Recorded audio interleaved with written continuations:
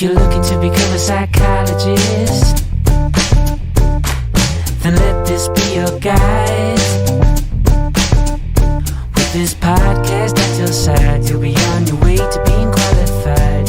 It's the Aspiring Psychologist Podcast with Dr. Marianne and Trent.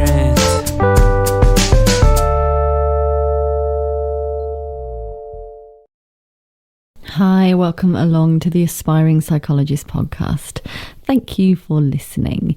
So if you are listening to this podcast, then it's probably quite likely that you are aware that certainly for clinical psychologists, application season at the time that I'm recording, which is January 2022, is in part of its cycle, part of its lifespan. So people are currently awaiting to find out if they are going to be offered interviews for the clinical doctorate.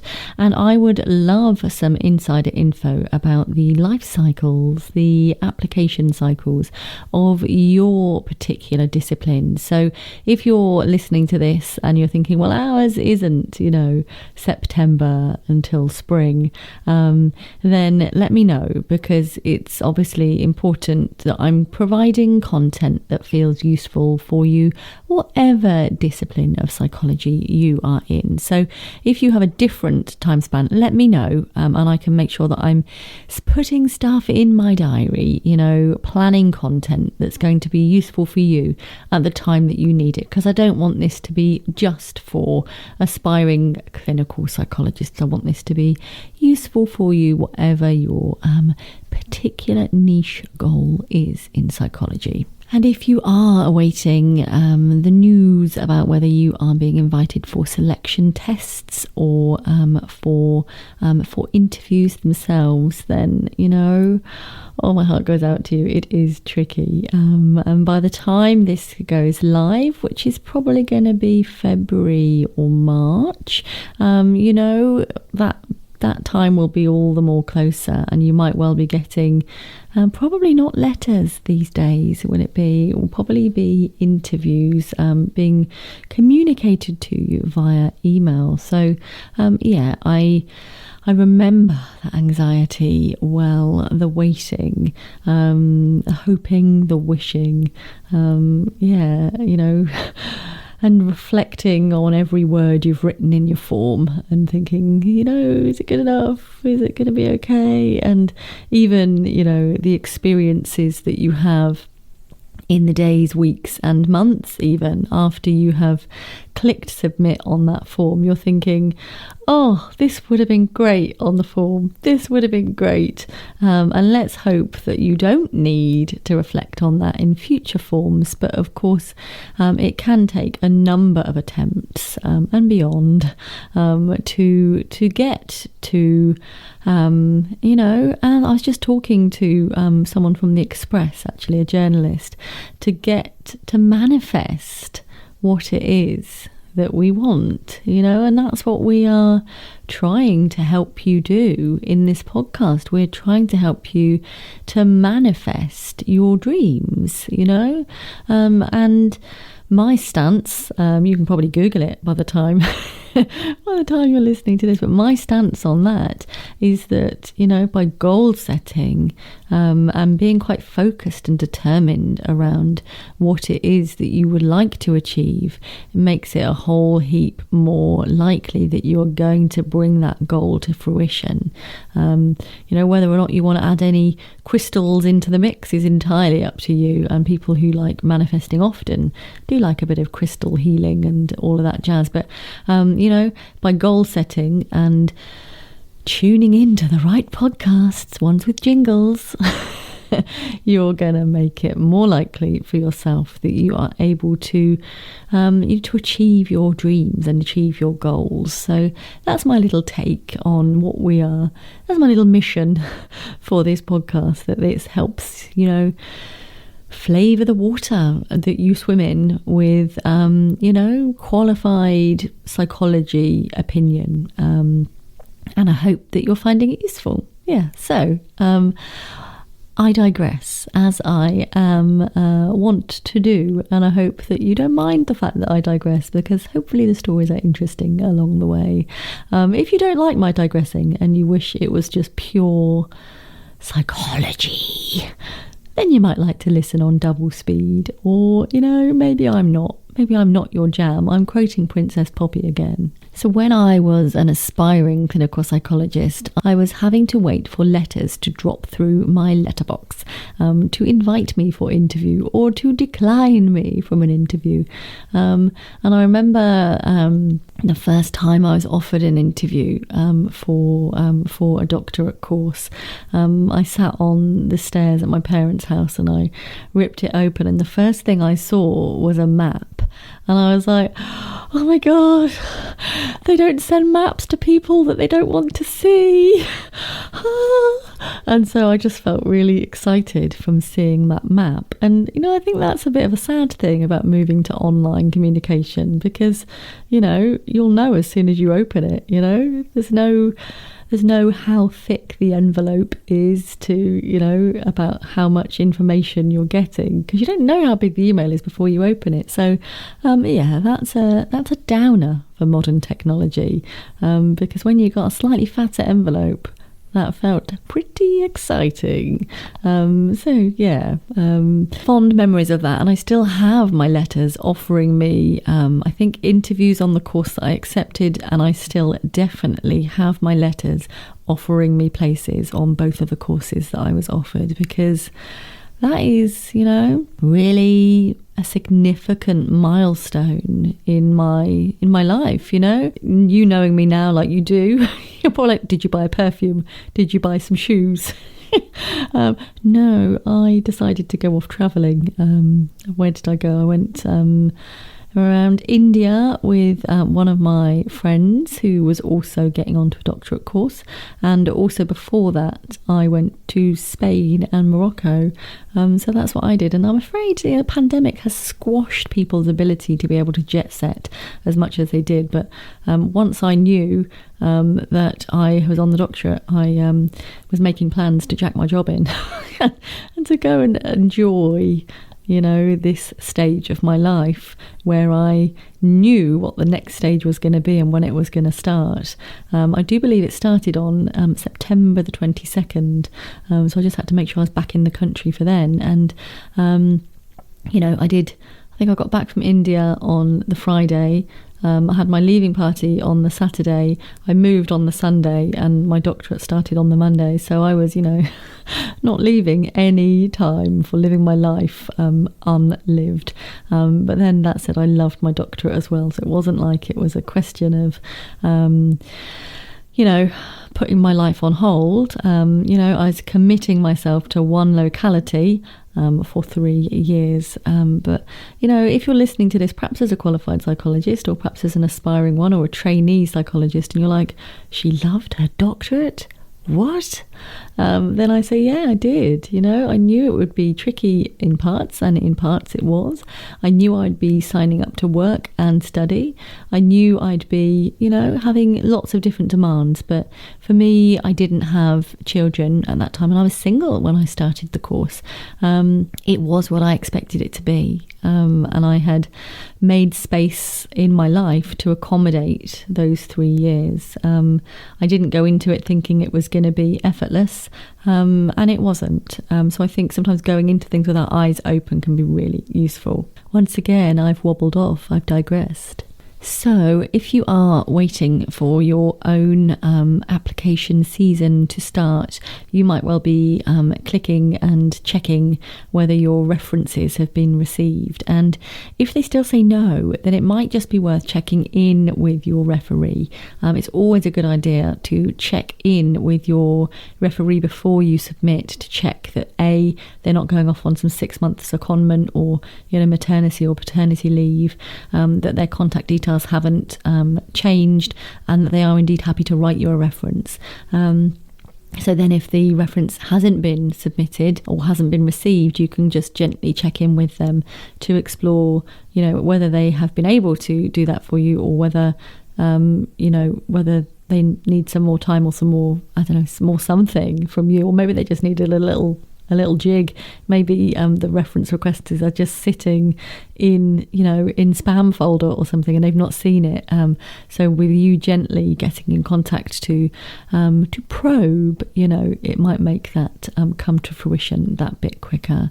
In the days of the Stone Ages, used to wait for my own little stamped addressed envelope to arrive that said references received. So the course would send those out, or Clearinghouse would send those out at my own cost of a stamped addressed envelopes, we called them in the day, to let me know that A, my application had been received. That's a happy one to receive, although I knew because I'd already stalked it on Royal Mail, and B, that references had been received. And then it was like, okay, we are good to go. Let's just wait and see and hope and wish. Okay, so a useful piece of advice here is when you and if you hopefully are called to interview, it can be a really good idea to look at your own application, to look what you submitted. And any bits that make you cringe a bit, maybe you're thinking, I might slightly have padded out my own expertise and knowledge in that area. It's a good chance for you to be able to try and thicken that dialogue a little bit between now and your interview date. For any of you watching The Apprentice, I do believe I've watched every single series and every single episode. I just love it. We all know that the most cringe-worthy episodes are the interview ones where their CVs are turned over and they've got in contact with people and they've been ousted as actually having not done some of the things they've claimed to have done, or they've bigged up their part, and it's just horrifying. So just try to make sure that what you've put on your form, in retrospect, in hindsight, is factually correct as possible. And I don't know of anyone who goes to the extents that Lord Sugar and his team do, but yeah, just have a look over what you've submitted, because of course that's what you've been invited on the basis of.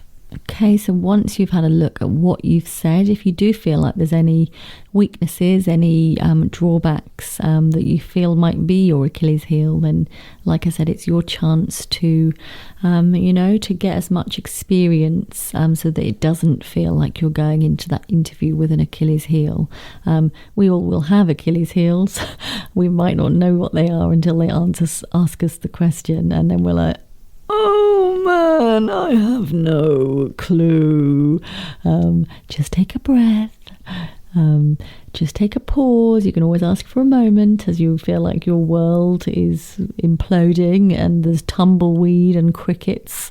You can always ask for a little more time, and you can always ask them to repeat the question again, because what we know is when we are in a excited / agitated, anxious state, that the top part of our brain might go offline a little bit. So taking those breaths can be really useful, and just encouraging yourself to calm down, and it's okay to ask for the question again.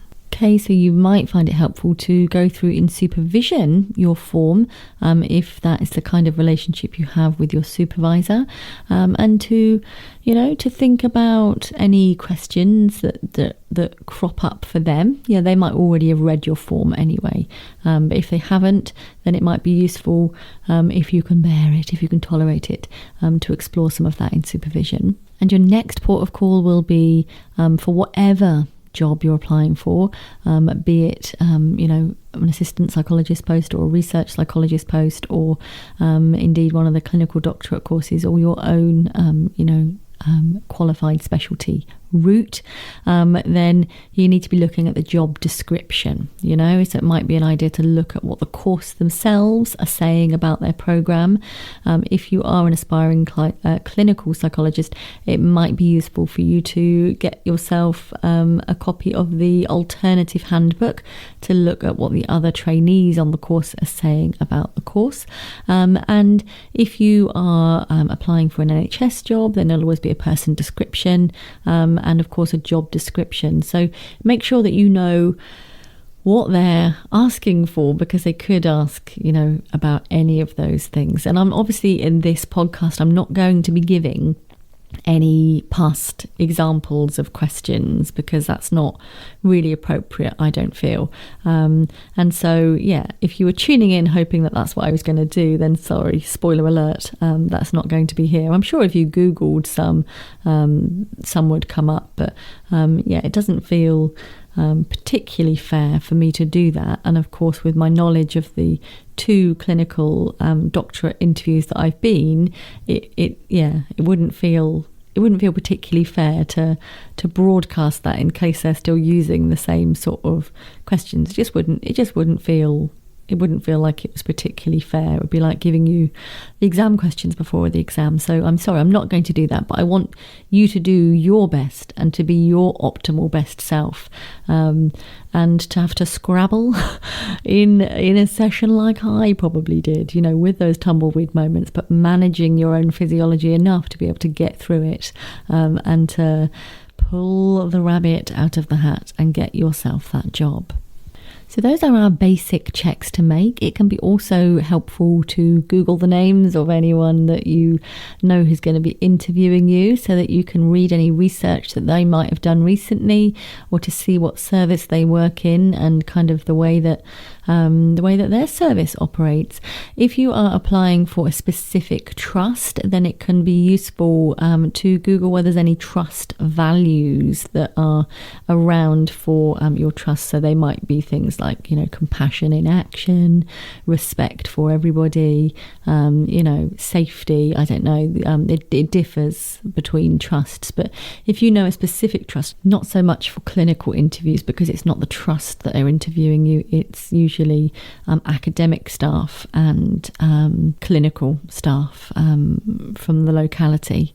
So, it might be that actually on some doctorate courses that there is a representative from the trust who's going to be employing you, but to my knowledge, I'm not familiar with that. So if actually that is the case, let me know, and I can make sure that we'll reflect that in future. So yeah, perhaps if you're going on to a PWP or an assistant psychologist or some other kind of related job, support worker, and you're going to be looking at trust values, then it can be really useful to make sure that in every answer you give that you're weaving in a trust value as well. So if they're asking something about confidentiality, then you could give your usual patter about what confidentiality is and why it's important. You could give a little case vignette about where you've used confidentiality or how you've explained it, and then you could weave in a relevant trust value of, respect for everyone and clinical excellence, or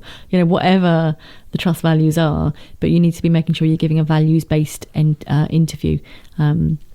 So yeah, I hope that is useful. Always look out for who is employing you and what is important to them, and try and quote it back to them in interview, because that's going to help you stand out. And the same is true, of course, for the clinical courses. If they are specialising in CBT, then it makes sense to be mentioning CBT. If they are really dynamic or systemic or any other kind of discipline, then it makes sense that you talk the talk and walk the walk. Okay, I'm just going to take a short break, and I will be back to think with you more about interviews. Hold fire, and I'll look forward to speaking to you very soon.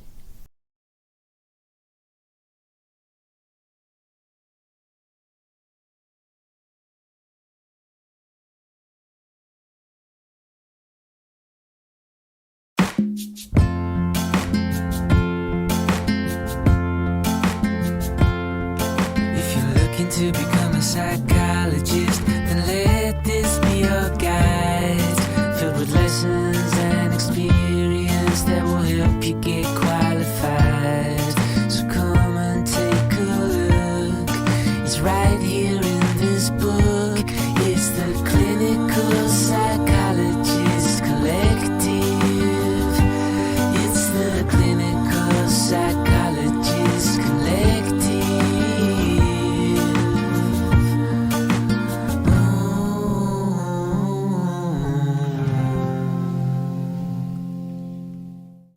My name is Dieko Amujo.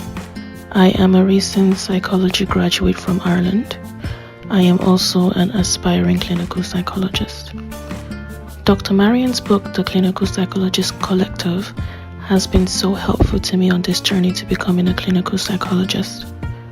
As I plan to continue postgraduate studies in the UK, I found it extremely useful that this book provided in-depth information on the UK DClinPsy application process. I enjoyed reading about the experiences of both qualified and trainee clinical psychologists. The various narratives were my favorite part of the book, as everyone's story was different and it provided amazing insights into the clinical psychology journey. I would definitely recommend this book to anyone interested in psychology and aspires to become a clinical psychologist.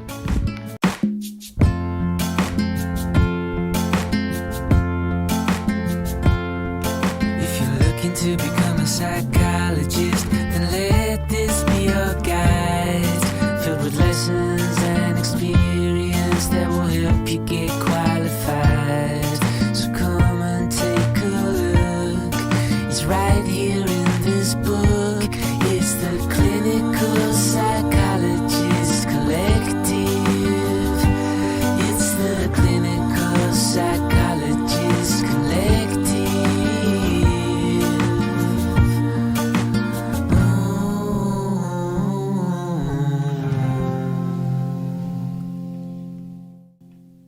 Okay, welcome back. So, like I said, at the time of recording, it's January 2022, and we are most definitely still in pandemic season, aren't we? And so certainly for 2020 and 2021, application and interview seasons looked a little different. They looked a bit like home working, didn't they? Quite often they took place via Zoom. Maybe they might have been shorter than would have been ideally, and it might mean that you don't see anyone who is also an aspiring psychologist during the interview process. It might just be you and the academic staff and you and the clinical staff. Whereas actually, a key part of the experience for me was sitting, with however many people there were on the day in the waiting room and lunching together. So for me, when you do online training at home on Zoom, it's not the same, is it? Because you don't get the snacks, you don't get the lunch. And so if I was applying for a job, I would make sure that I bought myself, an aspiring psychologist lunch. That's totally what I would do, to make sure that I felt like, I'm treating myself nicely here, but also gearing myself up to perform optimally. So I'm making sure that it's not something that's going to make me really sluggish all afternoon, it's going to be ready for me to be able to grab it and eat it when I'm ready to eat it. So, I can't stand fridge cold sandwiches. So I'd probably have to text my husband and say, take my sandwich out of the fridge or whatever I was eating, or a salad so that it wasn't too cold. But can you take care of yourself on interview day, or maybe have someone else take care of you and your catering needs, to look after you, because it's a really stressful process, because it really matters. If you are striving to be a psychologist, then you're not doing this for kicks. You're doing this because it matters to you, and so can you help get someone else on board to look after you and to make sure that you're fed and watered in a way that really helps you to thrive. And if there isn't someone, then you can do that for yourself, and maybe by the time we are, in applications, whenever it is that you're listening to this episode, that face-to-face interviews are back on the agenda, in which case I hope that they are still doing drinks, refreshments and lunch, because that is just the highlight for me. That's like a bonus. You get a free lunch and an interview. Bring on the snacks. I'm all about the snacks and the drinks. And actually, one of the ways I chose between which clinical course to accept was because one of them had given me a choice of herbal teas at interview day, and I just thought, these are my people. These are my people. Whereas I think in the other one there was just black tea or coffee, and I was like, I don't drink either of those. So clearly wasn't the only reason, but it was certainly, on my list of pros of the course that I eventually picked, selection of herbal teas, check. So if I was having interviews at home, I'd be making sure that the environment I was in was also kind of aspirational and kind of nice. So I might be lighting my favourite scented candle. I might be making sure that I was, dressed properly for an interview, not just from the waist up. So I'd probably make sure that I had an outfit where I felt like a trainee psychologist, so I'm trying that outfit on for size, or I felt successful or worthwhile. So of course I probably would be a little bit smarter for an interview than I would be for a day on placement, for example. But I want something that helped me psychologically get on board with the fact that this was a really important interview day. This wasn't just me sitting in my slippers and in my joggers. Okay, so for me, that's how I would make sure that I was in interview mode all day, because it's a big deal, And I'd probably wear my shoes in the house on that occasion. I took my kids to the cinema recently, and in the back of the car my eldest said to me, "Mummy, I'm looking forward to going into the cinema because it makes me feel like a millionaire." And I said, "Oh, what do you mean?" And he said, "Well, because I wear my shoes on the carpet." And I was like, "Oh, what, you mean because I make you take your shoes off at home?" And he said, "Yes." But when we watch old episodes of Topsy and Tim and stuff, they wear their shoes all over the sofa and like on their beds, and my kids are like appalled with that. Like, "Mummy, why have they got their shoes on the sofa?" And I'm like, I don't know. So yeah, I would be breaking my own rules on interview day, or getting myself some new shoes. So New Year's Eve, I dressed up as Dorothy from The Wizard of Oz, and I did wear shoes in the house, but they were red ones and they'd never been worn outside, so that helped me feel that was okay. And I probably didn't go on the carpet with them. I probably just stayed on the hard floor. So yeah, do you have your own weird little rules about shoe wearing in the house? Whatever is okay for you is okay for you, but if you ever come around my house, please take your shoes off. So yeah, wear your shoes on your carpet on the day of your interview, because it will make you feel like a millionaire. And that's direct from my 8-year-old. Who doesn't want to feel like a millionaire on the day of their interview? So we need to be turning our phone off, not just on silent. So I was just distracted for a moment there because my watch buzzed. It told me to move my bum. So maybe turn that function off, and make sure that your phone's off. And if you've got a dog, maybe it's a good idea to see if anyone can look after the dog for the day, so that you're not having to worry about walking the dog. You can still walk yourself. You can still do that on breaks, but you don't want to have to be worrying about the dog barking or distracting you. If you are at the front of the house, then it might be a good idea to draw the curtains so that you're not distracted by the postman. And it might be helpful to, we've all got deliveries arriving all the time these days, so it might be helpful to see if you can get someone else on call, or put a note on your door sending any deliveries to your neighbour if you've got one. You need to make sure that you are adequately hydrated. It can be useful to have, a glass of water with you in the interview. But of course, we do have a tendency as humans to use drinks as safety-seeking behaviours. And this was something that we observed in our professional personal development group at my own training, is that people would tend to use having a slurp of their drink to pause for time and deflect questions. So I would probably nowadays just try and own that a bit more, and pause and take a breath, and maybe even be explicit about whatever is going on for me as my internal processes.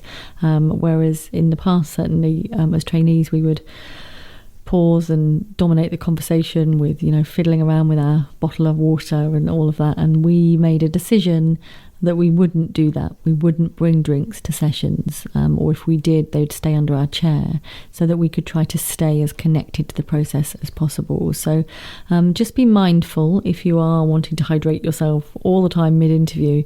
It's okay to be nervous, it matters, it's a big deal. But yeah, just think about how you're using your hydration to perhaps buy you time, and just be consciously aware of that, I think. And like I said, it can be useful just to give yourself some breathing time to be able to slow down that tricky brain of ours and to be able to bring your A game. If our mind is racing, if our thoughts are whirring 1,000 miles a minute, then we're not going to be able to think about what it is that we've got to do and what we've got to answer. So just give yourself a pause, take a breath before answering the question. Really think about your options. And it's always okay to ask for the question again, especially if you've done a big waffle and you want to make sure you've covered it. So if you know any trainee psychologists at the moment, or you know any qualified psychologists, perhaps hopefully your supervisor, they might be willing to do a mock interview with you, and that can feel like a very cringeworthy exercise indeed. And I did that with my supervisor at the time, who was a forensic psychologist, and I was an aspiring clinical.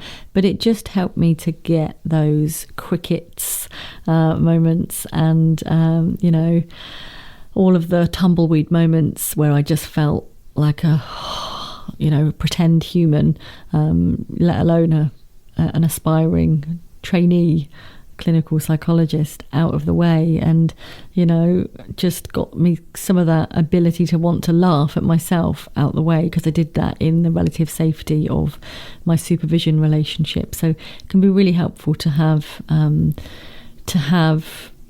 that, and just to have someone ask you questions in an interview setting and kind of be a bit more stony faced with you, because that can be really useful to help you feel that pressure, and then when you get to the actual interview experience, it feels less alien. And perhaps if you haven't been in your post that long, or you feel like your relationship is not that great with your supervisor, then you might not want to admit that you're going for a new job, so that might not always feel that approachable, but hopefully you might know someone who's got more experience with you than you. It might be a trainee, or it might be someone who's already qualified but not your supervisor, and they might be willing to at least have a look through your application and have a look through the job description to come up with some example questions that might be useful for you to consider. So I hope you found this really useful, and there should be some time between when this episode goes live and when certainly the clinical application interview season comes to the fore. So if there are any specific questions you've got, then do let me know through my contact details, of which you can find in the show notes and the links section, and I will really be really happy to help shape this. And yeah, thank you for listening. I hope you find this useful, and good luck with your interview. Being well supported during any interview season is so important. I have therefore planned some compassionate question and answer support sessions for you. You are absolutely welcome to come along to all of them, some of them, none of them. No need to book, and here are the dates for you. Monday the 28th of February from 7:30 p.m, Monday the 21st of March 7:30 p.m, Monday the 4th of April 7:30 p.m, and Monday the 9th of May 7:30 p.m. And they will all be live streaming via my socials, which includes Twitter, YouTube, LinkedIn and Facebook. So you can absolutely pick your favourite platform, and they'll all be available on replay as well. Hope you find it so useful, and I will look forward to catching up with some of you then. Take care.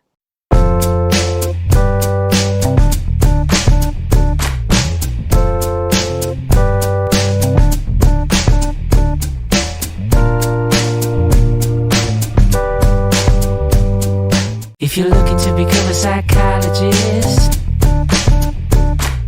then let this be your guide. With this podcast at your side, you'll be on your way to being qualified. It's the Aspiring Psychologist Podcast with Dr. Marianne, Trent.